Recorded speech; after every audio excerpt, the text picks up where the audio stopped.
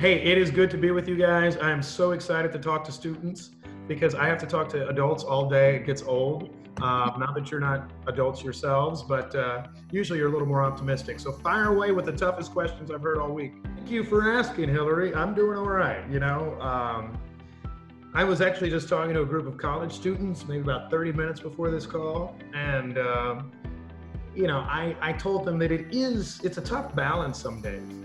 I think we need to make sure, that we let people know what's really going on and how serious it is. I'll give an example. Over in St. Joseph, Missouri, which is about 45 minutes northwest of Kansas City, there's a meat packing plant where hundreds of people work. A number of those folks are immigrants from a number of countries, including Mexico, but a number of countries in Latin America. A lot of those people live in Kansas City. A lot of them live in Kansas City, Kansas. They live in our community. And actually each day, a number of those folks are driven up on a bus. They go up to that plant and they come right back. The plant had an outbreak. A lot of people weren't even showing symptoms. And so a lot of people are still going to work each day. I find that to be really problematic, that we're not giving enough tests for people, that we're not actually giving tests for their families. I'm not actually, I usually try to always give a good answer to everything and say I've got a plan to deal with it. I don't know if I'm as worried about the meat shortage. Well, I think the coolest thing I've heard a school do for their seniors is just give them $500. And so I would recommend your school does that for all seniors. They're not.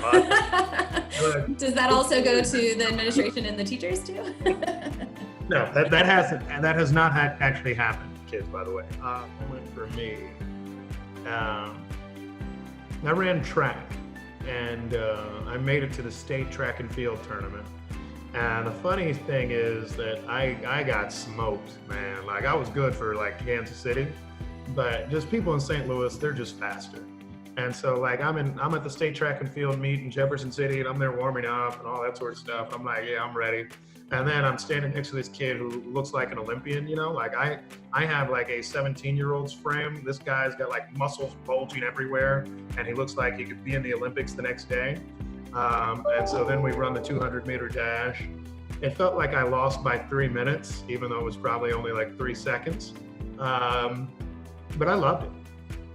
So yes, a few different things that we're working on. One, here in Kansas City, we've created a fund for small businesses called our Small Business Emergency Relief Fund. We know that particularly locally owned businesses, I was on the Southwest Boulevard yesterday evening and saw how many have been impacted by the fact that they had to close. And it's one thing for like your chain restaurants, Applebee's, all those others, because they usually have more money, they have investors, they have ways to get by.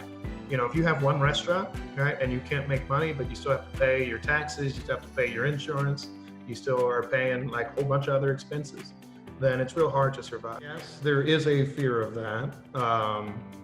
I think that there is, that's the balance of government that you have to work with. Because there's this doctrine by the name of the heckler's veto. Somebody who heckles at an event is somebody who shouts, right? And imagine if you you have it in a classroom, right? Have you ever had a class with a really bad student, right, who just acts up all the time, who's terribly behaved? I mean, I know you seniors have because y'all been in school for a while. And you sometimes like, man, I wish Anthony would just stop talking. No, I'm kidding. That's just an example, Anthony. But you would just say, Anthony, every day he's throwing things in class, he's doing that, and he's interrupting our ability to learn. The weird thing is that happens in society too. That I think most of us, by and large, are trying our level best to say, hey, let's keep people safe. Let's do what we can to make sure that the curve is flattened and that hospitals don't have a peak after we do our reopening. Yeah, there has been, and unfortunately, there has not been money or law to support them. I think in connection with that, we will continue to work with businesses to see. We'll share with them what the infection rate is like. I still get concerned by new infections each day. I don't see us jumping into our next phase until we're able to see a decline in new infections over a course of time. And so if we are in a new phase now of having some businesses reopen, I want to make sure that we're not just saying, all right, yeah, restaurants are open, go to town. We will have in-person teaching in the fall. Part of that is because I commend schools like yours for doing the work that you've done to make sure that online teaching and learning is a reality. I don't know if that's been the same situation in all of our public schools, through no fault of their own. And God bless them, they have worked their tails off. Surely I have not, although I watched the first episode of this Michael Jordan special. It was called The Last Dance. And so, that's really good.